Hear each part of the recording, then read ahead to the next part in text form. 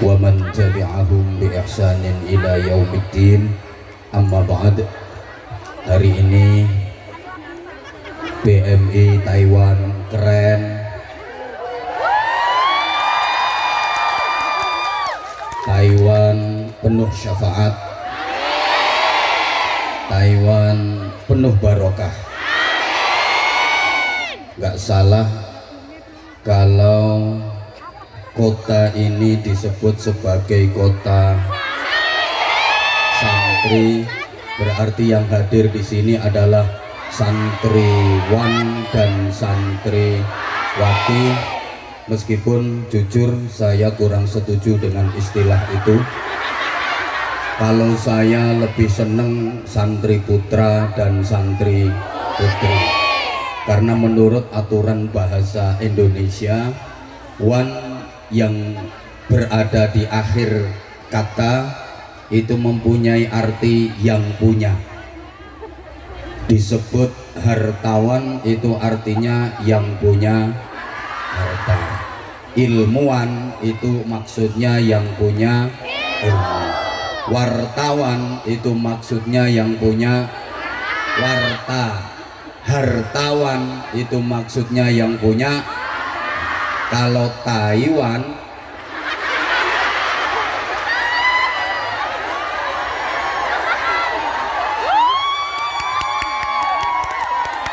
ini aturan bahasa. Perempuan yang cantik, laki-laki yang ganteng kayak Habib Anis,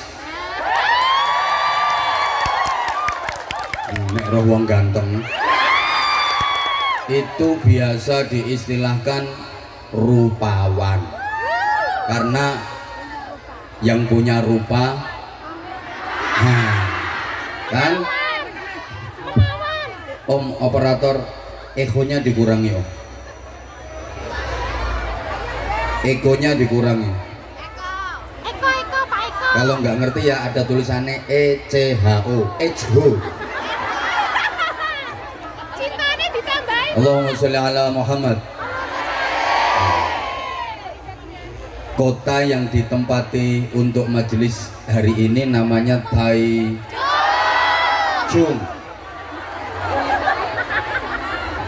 Bener ya? Ya, katanya artinya Chung itu tengah. Ini dari berbagai daerah. Ada yang dari Taichung, ada yang dari Taipei, ada yang itu. Kalau itu Tai tenan itu.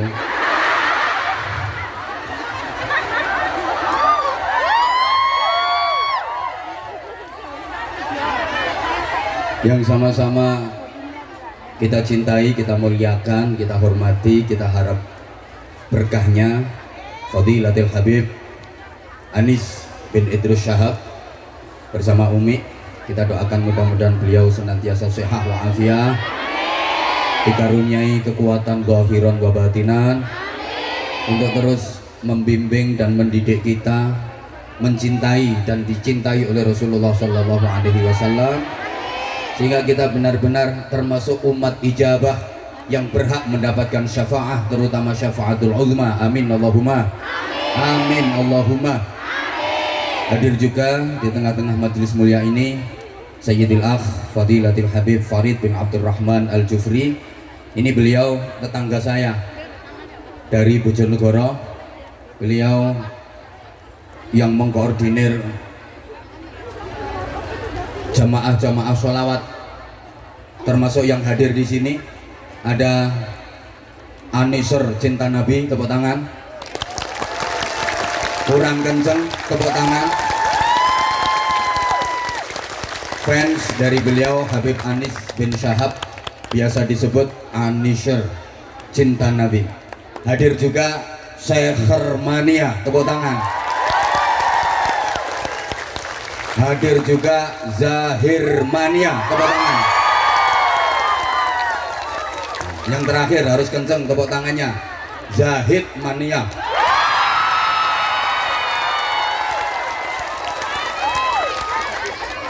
Anza Lovers,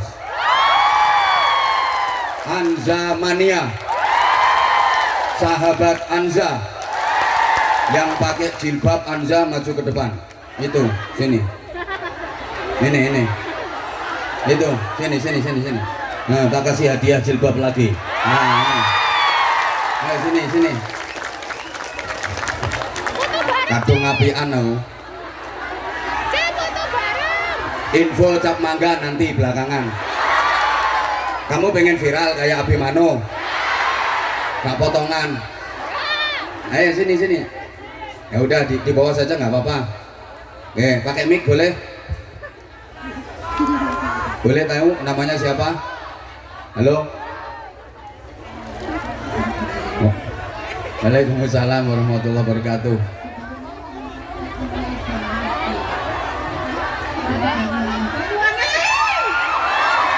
Banyuwangi. Saya ini ada cerita ya. Saya dulu di Hongkong. Dulu ada cerita. Dulu di Hongkong tahun 2007. Saya ngepan banget sama Abah 2006. Gaji di Hongkong baru 700.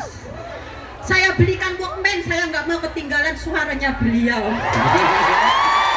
Benar, tahun itu. Dari zaman jemburis Abah sampai zaman modis. Ada kata-kata yang saya ingat ini dulu, kata Abah. Kok Islamnya cuma KTP katanya Abah di YouTube.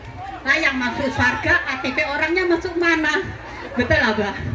Itu yang saya ingat. Yang nggak betul itu saya dibilang jemburis. Memang zaman dulu. Yang bener saya kayak wong cacingan.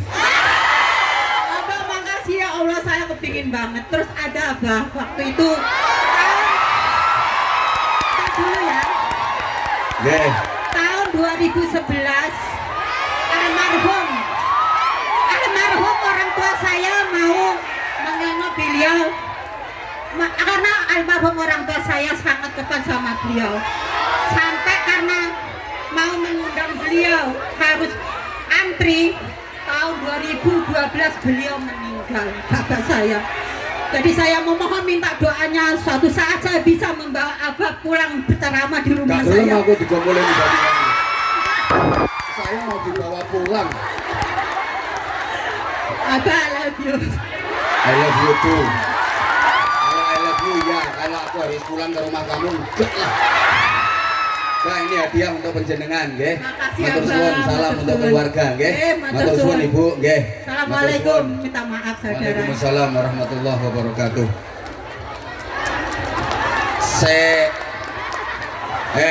Iya sarung cap mangga tapi ngaji dulu. Tenang. Ini nanti ada bagi-bagi sarung sak pabrik. Hadir juga bersama kita Sayyidil Akh Gus Kiai Haji Akhfaz Faisal Hamid Baidawi. Beliau yang persis berada di sebelah kanan Habib Anis, yang ganteng. Tepuk tangan untuk beliau. Beliau dalemipun lasem, nggih leres. Beliau masipun garwane Gus Kautsar. Nah kalau garwanya Gus Akhfaz itu yang duduk di sebelah sana, paling cantik pakai kacamata. Nah itu yang pakai jilbab warna hitam, itu garwane Gus Akhfaz, tapi masih lebih cantik bojoku menurut aku. Lek menurut Gus Akhfaz, ayo ndi Gus?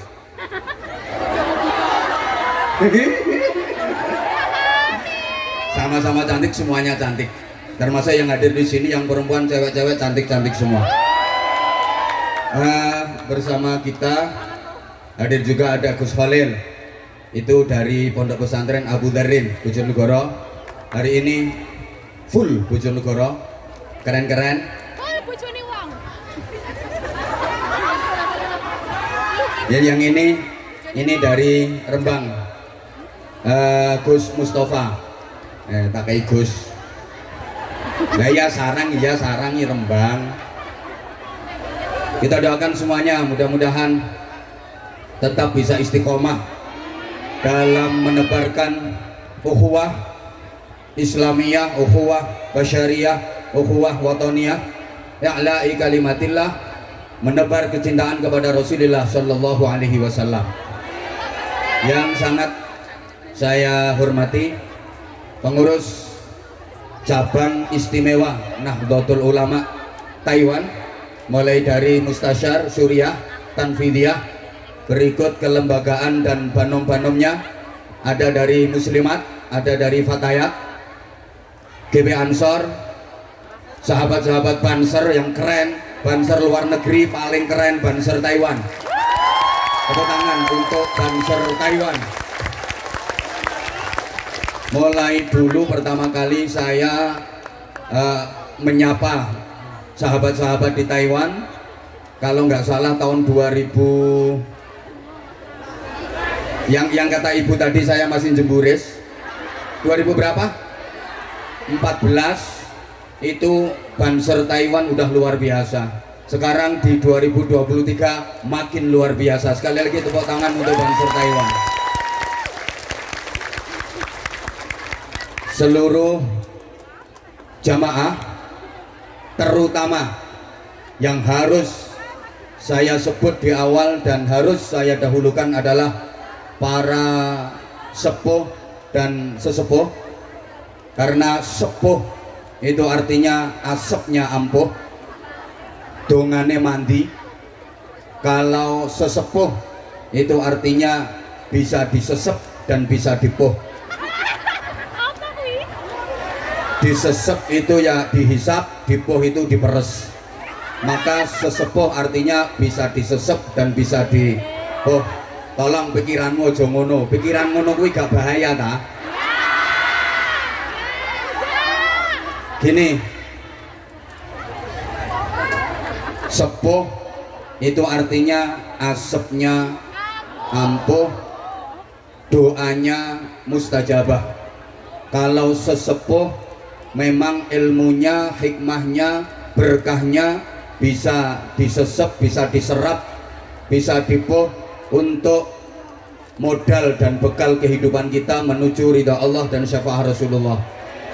Maka hati kita nggak boleh putus dengan para sepuh dan para sesepuh, terutama sekali orang tua kandung kita, mertua kita kalau udah punya, dan guru-guru kita.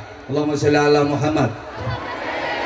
Kalau ingin hidup kita bahagia, mulia, selamat dunia akhirat, jangan pernah putus dengan orang tua.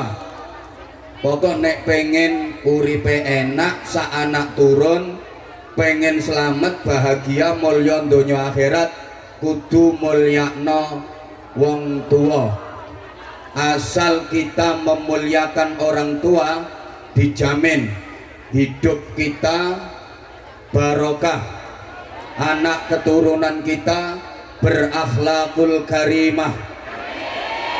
Tapi sebaliknya, siapapun yang tidak berbakti kepada orang tua, meremehkan orang tua, berani sama orang tua, menyakiti orang tua, jangan berharap hidupnya enak, jangan berharap hidupnya berkah. Kenapa? Karena hidup yang enak, bahagia, mulia, selamat dunia akhirat itu syarat mutlaknya harus diridai Allah, harus mendapatkan cinta Allah. Padahal kita tahu ridha Allah fi ridhal walidain, ridha Allah, cinta kasih sayang Allah itu ada pada kedua orang tua kita, termasuk guru-guru kita. Allahumma sholli ala Muhammad. Sehebat-hebatnya anak, kalau nggak dapat ridhonya orang tua, nggak mungkin dia dapat ridhonya Allah, nggak mungkin dia disayang Allah, nggak mungkin dia dicintai Allah. Kalau nggak disayang Allah, nggak dicintai Allah, nggak diridhoi Allah, alamat akan menjadi orang yang celaka dunia akhirat. Naudzubillah min, naudzubillah min. Maka pesan saya, meskipun sementara waktu panjenengan semua secara zahir, secara jasad jauh dari orang tua, tapi secara batin hati harus tetap nyambung kepada orang tua, harus tetap birrul walidain, harus tetap memuliakan orang tua, minimal terus dan terus mendoakan orang tua, insya Allah diberi keberkahan. Saya udah sering sampaikan, selamanya anak nggak mungkin bisa membalas budi orang tua, apalagi membalas jasa. Karena apa? Mbok gak direken no. Nggak ada orang tua, nggak ada kita, betul? Samene akeh ana sing meletek teko watu, ana sing moro-moro gedabuk ceblok teko langit. Nggak ada. Orang tua merawat kita lama. Kita kalaupun nanti merawat orang tua nggak akan lama. Orang tua ngerawat kita itu yang dinanti-nanti, yang ditunggu hidupnya kita, yang diharapkan hidupnya kita. Tapi kita kalaupun nanti merawat orang tua itu cuma nunggu matinya, betul? Orang tua tuh mau gantiin sakit anaknya, tapi anak nggak bakal mau gantiin sakit orang tuanya. Coba yang udah jadi orang tua pasti merasakan, punya anak kecil demam, batuk, pilek, ini orang tua semalaman nggak tidur demi nungguin anak, nangis berdoa kepada Allah, ya Allah biarkan saya yang gantiin sakit anak saya, yang penting anak saya sembuh, betul?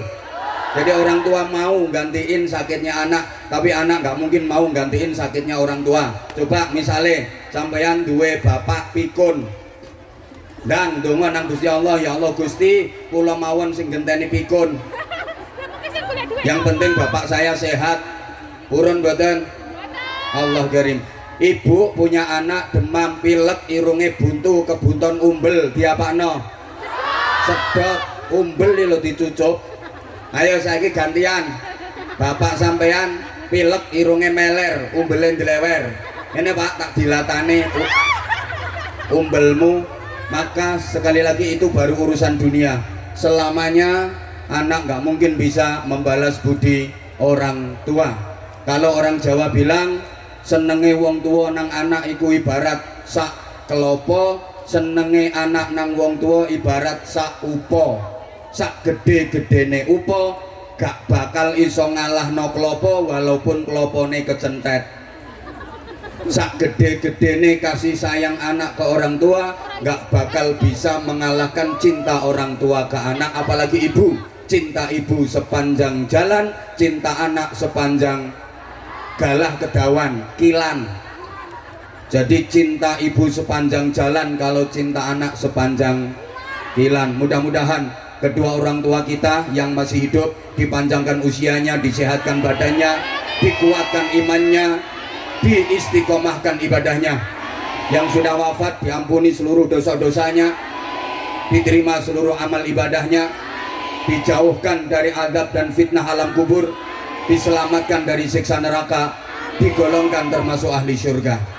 Maka sekali lagi sesepuh harus saya dahulukan. Ini ada sesepuh Gus Ahfaz, ada sesepuh Habib Anis, ada sesepuh Habib Farid, harus saya dahulukan karena kemungkinan besar beliau bertiga yang sesepuh itu akan mendahului saya. Iya kan,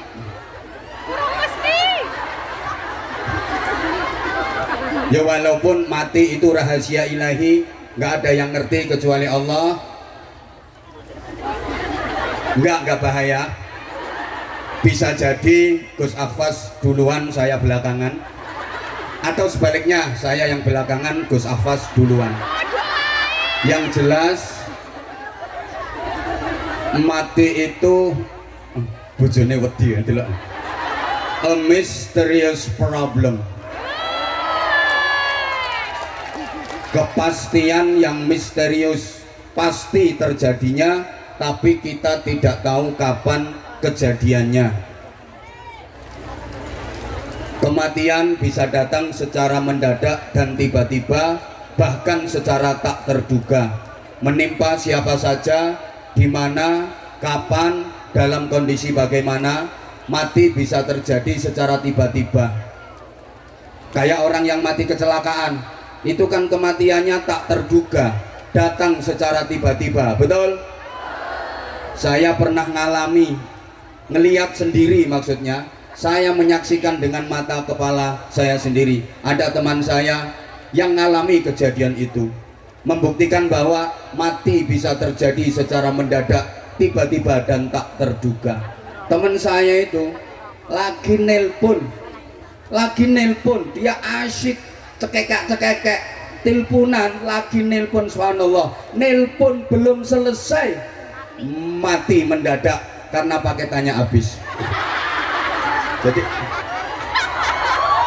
gak kebaya, jadi dia kaget, lah mati, ternyata paketannya habis.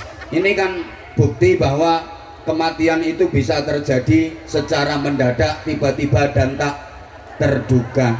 Ada orang mancing di kali, mancing di pinggir kali, dia mancing sambil merokok, kebal kebul, karena dia termasuk ahli hisab. Sambil mancing dia merokok, rokok satu batang dihisap belum habis, jatuh ke kali, mati. Iya, rokok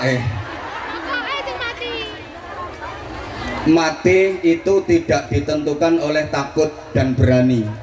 Bukan berarti yang berani mati duluan, yang takut belakangan. Enggak, yang ditentukan oleh takut dan berani itu sunat. Iya, kalau sunat itu yang berani sunat duluan, yang takut belakangan. Kalau mati enggak, bukan berarti yang berani mati duluan, yang takut belakangan, enggak. Kadang-kadang yang berani maju perang enggak mati-mati, malah bisa membunuh banyak orang.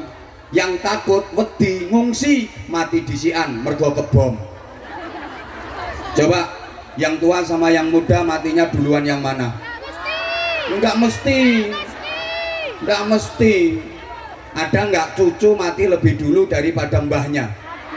Nah iya, yang hidupnya hati-hati sama yang hidupnya biayaan, matinya lebih dulu mana? Enggak mesti. Kadang yang biayaan naik motor di jalan raya, itu jalan itu kenceng banget, 180 km per jam, hampir 200 km per jam, weng nyelempit nunggunya teleler truk bis, selamat orang mati. Yang hati-hati naik motor melaku 20 km per jam, moro-moro diambung teleler. Halo, yang udah nikah sama yang masih jomblo, matinya duluan yang mana? Enggak mesti. Maka tadi dihibur sama Habib Anis, Anda jomblo jangan bersedih hati, karena jomblomu bukan karena nggak laku, hanya karena nggak ada yang mau.